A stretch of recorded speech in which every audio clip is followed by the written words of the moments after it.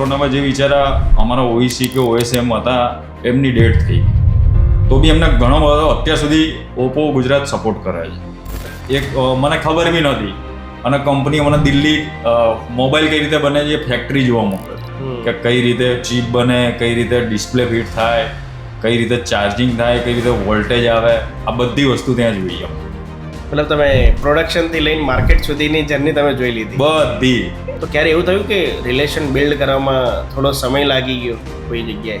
હા લાગે. અમુક કાઉન્ટરો હોય છે મોટા મોટા, ત્યાં લાગે તમને ટાઈમ, પણ તમે મહેનત કરતા રહેશો તો તમને સફળતા મળશે. કારણ કે પહેલાં કેવું હતું કે આ એઆઈ બીઆઈ કેમેરા હતા નહીં, પહેલાં ડાયરેક્ટ કોમ્યુનિકેશન ઉપર વાત કરી હતી. અત્યારે હું મારા પોતાના ફોટા રીલ બનાવું છું, રિટેલરને બનાવતા શીખવાડું છું, પ્રમોટરને બનાવવાની, બધાને બનાવવાની. એ પહેલાં હું નહોતું, વાહ, ડાયરેક્ટ જ હતું બાપ. અત્યારે તો 5Gની સ્પીડ છે પણ ભાગે છે 6Gમાં. આવું થઈ ગયું.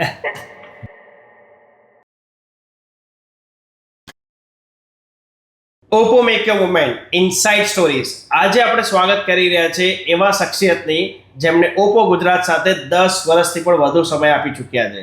અને આજે આપણે એવી સ્ટોરીઝ જાણીશું, એમની ઇનસાઇડ સ્ટોરીઝ જે આપણે પહેલી વાર જાણીશું. તો ચલો વાત કરીએ જયદીપભાઈ સાથે. જયદીપભાઈ, આપનું સ્વાગત છે આપણા શોમાં. Thank you. So Jaydeepbhai, as a જોવા જઈએ તો મને એટલું ખ્યાલ છે કે તમને 10 વર્ષથી પણ વધુ તમે ઓપ્પો ગુજરાતને આપી ચૂક્યા છે. અને મતલબ અમે ખાલી એટલું ચાહીએ છીએ કે તમે અમારા ઓડિયન્સને, અમારા દર્શકોને એ કહો કે આપની જર્ની 10 વર્ષ અને એ પહેલાંની જે જર્ની છે, જે ઘણા બધા લોકો નથી જાણતા, એના વિશે કંઈક કહો તો અમને પણ ખ્યાલ આવે. હવે એકચ્યુઅલીમાં એવું હતું કે સ્ટાર્ટિંગમાં જ્યારે મેં જોબ ચાલુ કરી ત્યારે હું સુભિક્ષામાં હતો પહેલાં. ત્યાં બેકએન્ડ જોતો હતો, સ્ટોક વોક, મારી અંડરમાં 32 જેવા સ્ટોરો હતા. ત્યાં 2 વર્ષ એ કંપનીમાં જોબ કરી. પછી હું લાગ્યો રિસન્ટલી ઓઈસીયુમાં નોકિયામાં પ્રમોટરમાં એઝ એ.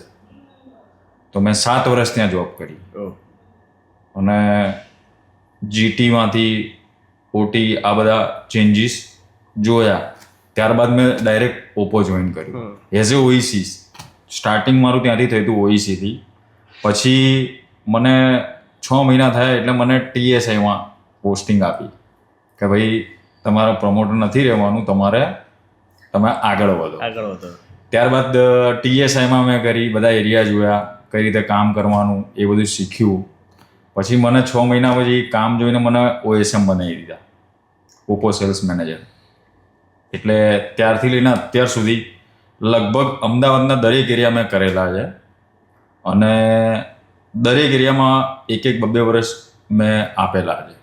અત્યારે રિસન્ટલી હું નરોડા જોઉં છું. Okay. As a OSM. Naroda જો, પણ તમે અમદાવાદના બધા એરિયા કરી લીધા છે? હા, બધા. તો તમે નવું હશે તો ચેલેન્જ રહેતો હશે તમને? ચેલેન્જિંગમાં એવું ઘણા બધા એરિયા હોય. જેમ કે આજે હું નરોડા મેં જોઈન કર્યું તો રિટેલરના મારે રિલેશન કઈ રીતે મેન્ટેન કરવા, કઈ રીતે એનો જોવું, ધંધો કઈ રીતે કરાવો, બિઝનેસ કઈ રીતે ગ્રોથ કરવો, એ બધી જ વસ્તુઓ અમારે ચેલેન્જિંગમાં આવતી હતી. તો કોઈ પણ નવો એરિયા હોય તેમાં રિલેશન બિલ્ડ કરવા જરૂરી સૌથી મેન વસ્તુ રિલેશન છે. તો ક્યારે એવું થયું કે રિલેશન બિલ્ડ કરવામાં થોડો સમય લાગી ગયો કોઈ જગ્યાએ? હા લાગે. અમુક કાઉન્ટરો હોય છે મોટા મોટા, ત્યાં લાગે તમને ટાઈમ, પણ તમે મહેનત કરતા રહેશો તો તમને સફળતા મળશે જ. ઓકે, સીધી સટ વાત છે. સો એવું કહી શકીએ કે આટલા વર્ષો જે તમે આપ્યા, મતલબ 10 વર્ષથી પણ વધારે તમારો એક્સપિરિયન્સ છે, અનુભવ સારો છે, તો તમારા થ્રુ આઉટ ધ કરિયરની વાત કરીએ તો તમારી પર્સનલથી લઈને પ્રોફેશનલ લાઈફમાં ઘણા બધા ચેલેન્જીસ તો આવ્યા હશે તમને? હા, જેમ કે જો હું અત્યારે 10 વર્ષથી ઓપ્પોમાં છું, તો વચ્ચે કોરોનાનો ટાઈમ આવી ગયો હતો જે બહુ જ ખરાબ હતો. બરાબર. પણ ઓપ્પો ગુજરાતમાં કઈ રીતનું હતું કે આપણને કોઈ તકલીફ આવવા દીધી નથી. એઝ ઇટ ઇઝ કે જે કોરોનામાં જે બિચારા અમારા ઓઈસી કે ઓએસએમ હતા એ ઘણા બધા એવું થયું કે એમની ડેથ થઈ ગઈ. તો બી એમને ઘણો બધો અત્યાર સુધી ઓપ્પો ગુજરાત સપોર્ટ કરે છે. અચ્છા, હજી પણ એમને આમ કહેવા જેવું નથી રાખ્યું ના, પણ કે ઓપ્પો ગુજરાત, ઓપ્પો એટલે ઓપ્પો. એવા ઘણા બધા દાખલા છે. કોરોનાનો ટાઈમ હતો પછી સમજી લો કે મારી જર્નીની વાત કરું તો જ્યારે સ્ટાર્ટિંગમાં મને ટ્રોફી મળી, ઘરવાળા ખુશ. પછી હમણાં રિસન્ટલી અમે વિચાર્યું ને એવું થયેલું છે, સાચું કહું તો સ્ટાર્ટિંગમાં કેવું હતું કે અમે મોબાઈલો વાપરતા હતા નોર્મલ, અહીંયા આવ્યા પછી અમને મોબાઈલો બી એટલા મળ્યા, પ્રોડક્ટ અમને ઘણી બધી મળી છે, રેનો સિરીઝ, એફ સિરીઝ, પછી નોર્મલ એ સિરીઝ. સ્ટાર્ટિંગથી ચાલુ કરીએ તો અત્યારે બી અમને ફોનો મળ્યા છે. હમણાં રિસન્ટલી મારે મને ખબર બી નહોતી અને કંપની મને દિલ્હી મોબાઈલ કઈ રીતે બને છે ફેક્ટરી જોવા મોકલ્યો હતો. તમે હમણાં દિલ્હી ફેક્ટરી જોઈને આવ્યા? યસ. મતલબ એ કેવો અનુભવ રહ્યો આપનો? એ બી જબરજસ્ત હતું. અને એ જોયું અમે, ફેક્ટરી ખાસી મોટી હતી, વિશાળ ફેક્ટરી હતી. અને તમે મોબાઈલ બનતા જુઓ તો તમને એમ લાગે કે આમાં કંઈ છે નહીં, પણ ત્યાં બી અંદર લેબર ઘણા બધા હતા એમ. એક સમજી લો એક બિલ્ડિંગમાં નહીં તો 500 લેબર હશે. અને એમાં બી કંપનીની રૂલ્સ રેગ્યુલેશન સારા હતા, કોઈને કંઈ અંદર લઈ જવા નહીં દેવાનું. બહુ સારી જગ્યા હતી અને બહુ મજા આવી ત્યાં, મોજ કરી. બહુ જોયું, અમે બધું શીખ્યા કે કઈ રીતે ચીપ બને, કઈ રીતે ડિસ્પ્લે ફિટ થાય, કઈ રીતે ચાર્જિંગ થાય, કઈ રીતે વોલ્ટેજ આવે, આ બધી વસ્તુ ત્યાં જોઈ અમે. મતલબ તમે પ્રોડક્શનથી લઈને માર્કેટ સુધીની જર્ની તમે જોઈ લીધી બધી. સો આનાથી તમને શું લાગે, તમે જોયું તો તમે તમારા માર્કેટમાં એઝ અ કોન્ફિડન્સ આપી શકો કે ભાઈ પ્રોડક્શન હું જોઈને આવ્યો છું, મતલબ કોઈએ નહીં જોયું, હું જોઈને આવ્યો છું? સવાલ જ નહીં આપી શકું ને, અને એમને છાતી ઠોકીને કહી બી શકું કે તમે આ ફોન યુઝ કરો, જવાબદારી મારી. ઓપ્પો બ્રાન્ડ યુઝ કરો, ઓપ્પો બ્રાન્ડ યુઝ કરો. ઇવન ચેલેન્જીસની હમણાં આપણે વાત કરતા હતા, ચેલેન્જીસની અંદર તમે કીધું કોરોનાનો ટાઈમ, તો કોરોનાના ટાઈમમાં એમ્પ્લોઈઝ તો થયું, પણ કોરોના સિવાય પણ ઘણીવાર ક્યારેક એવું થયું હશે તમને કે યાર જોબ છોડી દેવી જોઈએ, એવું ક્યારે કોઈ ફિલિંગ આવી એવી? હા, હમણાં રિસન્ટલી એમાં કેવું હતું કે થોડો ટાઈમ એવું થયું કે જોબ છોડી દઈએ, આપણે બીજું કંઈક કરીએ એમ. કારણ કે એમાં કેવું થાય કે દિવાળીના ટાઈમ પછી છે ને અક્ષર કેવું છે, માર્કેટ સ્લો થઈ જાય, તો તમે એમાં કંટાળી જાઓ. અને ધંધો છે ને મોસ્ટ ઓફ જે 100% થતો હોય ને એની જગ્યાએ 40 થી 50% પર આવી જાય. એટલે તમે પોતે કંટાળી જાઓ. અને બીજી વસ્તુ કે એમ થાય કે ક્યાં છોકરાઓને કહેવું, છોકરાઓનો રોજ પ્રેશર કરવું, ઉપરથી અમારા પર પ્રેશર હોય, એટલે એ બધા ચેલેન્જિંગો આવતા રહે. પણ સમય સાથે તમે આગળ વધતા રહો અને મહેનત કરતા રહો એટલે તમારે એમાં કોઈ વાંધો ના આવે. તો એ જેમ કે તમે કીધું કે આટલા ચેલેન્જીસ આવતા હોય, તો ચેલેન્જીસમાં તમારી ફેમિલીનો સપોર્ટ તમને કેવો મળે? હા, ફેમિલી સપોર્ટ કરે જ ને. ફેમિલી તો જો ટ્રોફી લઈને જઈએ તો બી ખુશ થાય, બરાબર, મોબાઈલ લઈને જઈએ ખુશ થાય. અને દિવાળીના ટાઈમમાં તો કેવું છે કે ગિફ્ટો બી આવતી હોય, મીઠાઈઓ આવતી હોય, એટલે ફેમિલીમાં તો સપોર્ટ કરે જ બધા. સપોર્ટ કરે તો ફેમિલી સપોર્ટ પણ છે, સાથે તમારા ચેલેન્જીસ પણ રહે છે. એવું ક્યારે થયું છે કે કોઈ ઓપ્પો બ્રાન્ડમાં તમે એઝ અ જોઈન થયા, તમારું પોતાનું એક એવું અચીવમેન્ટ જે તમારા દિલની વધારે નજીક હોય? બહુ બધા મળ્યા જ હશે, 10 વર્ષ થયા છે તો તમારી પાસે ઘણા બધા અચીવમેન્ટ, પણ એવા 1 કે 2 મોમેન્ટ્સ તમે કહો કે જે તમને પર્સનલી યા તમારે ફેમિલીને વધારે ગમ્યા હોય? એવું મુમેન્ટ ઘણા બધા છે. જેમ કે ફર્સ્ટ ટાઈમ મને ફોન મળ્યો, ઓકે, તો હું તો ખુશ થઈ ગયો, બરાબર. પછી ટ્રોફી બી 2-3 વાર મળી, એટલે એમાં બી ફર્સ્ટ ટાઈમમાં તો જબરજસ્ત ખુશ થઈ ગયો. પછી પહેલાં કેવું હતું કે અમે જે મારી પોસ્ટ હતી ને, બરાબર, તો હું નાના આઉટલેટ જતો હતો. પછી એકદમથી મને છે ને 12, 15, 20 પ્રમોટર આપી દીધા કે હવે તમે આ જુઓ. તેમાં મારે અલગ થઈ ગયું, એમ ફિલિંગ જ અલગ આવી ગઈ આખી. પણ એવું થયું કે ક્યારે તમે પહેલી ટ્રોફી લઈને ઘરે ગયા હોય ને તમારી ફેમિલીએ પેલા ફોન પહેલો લઈને ગયા, ટ્રોફી લઈને ગયા, ફેમિલી પૂછ્યું તો હશે ભાઈ શેનું? તો એ એટલે કીધું ને કે કંપનીમાંથી આવી, ઓપ્પો કંપનીમાંથી. એવું તો શું કર્યું એમ કીધું? એવું તો શું કર્યું તમે? હા, એટલે અચીવમેન્ટ ઉપર મળ્યું છે એમ. તો એમને કીધું હશે કે ભાઈ મહેનત રંગ લાવે છે. મહેનત રંગ લાવે છે. એટલે આપણે જે કરીએ છીએ ફળ મળે છે ક્યાંક ને ક્યાંક. ઇવન લેટ્સ સે કે તમારા ઓપ્પોની અંદર આટલો ટાઈમ થયો છે, તો ઓપ્પો એઝ અ બ્રાન્ડને તમે જોશો તો ઘણી બધી પ્રોડક્ટ્સ આપણી પાસે ઓલરેડી માર્કેટમાં, લાઈક એફ સિરીઝ થઈ ગઈ, ફાઇન્ડ સિરીઝ થઈ ગઈ, રીનો સિરીઝ છે. તો તમે અગર આટલા 10 વર્ષના કરિયરમાં તમે એ તો જોયું છે કે ઘણો બદલાવ આવ્યો છે પ્રોડક્ટમાં, અચ્છા. કસ્ટમરની રિક્વાયરમેન્ટમાં, ડીલરની રિક્વાયરમેન્ટમાં, ઇવન આપણા પ્રમોટર્સ પર જે ચેન્જ થયા, તો તમને શું લાગે તમારા માર્કેટમાં ચેન્જ જોવા મળ્યો છે તમને? ઓપ્પોની જર્નીમાં તમે જોવા જાવ ને તો પહેલાં છે ને માર્કેટમાં કોઈ ઓપ્પો નામની બ્રાન્ડ જે મોબાઈલ આવે છે આ અમે લઈને જતા હતા ને તો એવું લાગતું હતું કે ભાઈ આ કઈ બ્રાન્ડ છે અને આમાં શું છે. અચ્છા.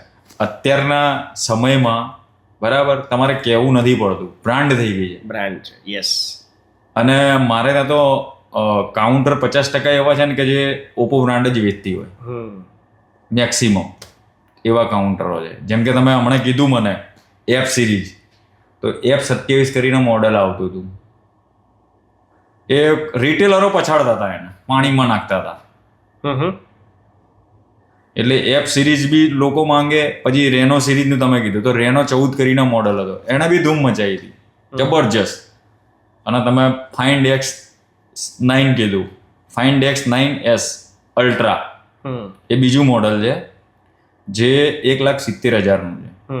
એમાં બી 5 કેમેરા વાળો ફોન છે, એમાં બી 200 મેગાપિક્સલ ને. એ અત્યારે એ રિટેલરને કહીએ ને અમે તો કે બતાવો મને ફોન, મારે જોવો છે.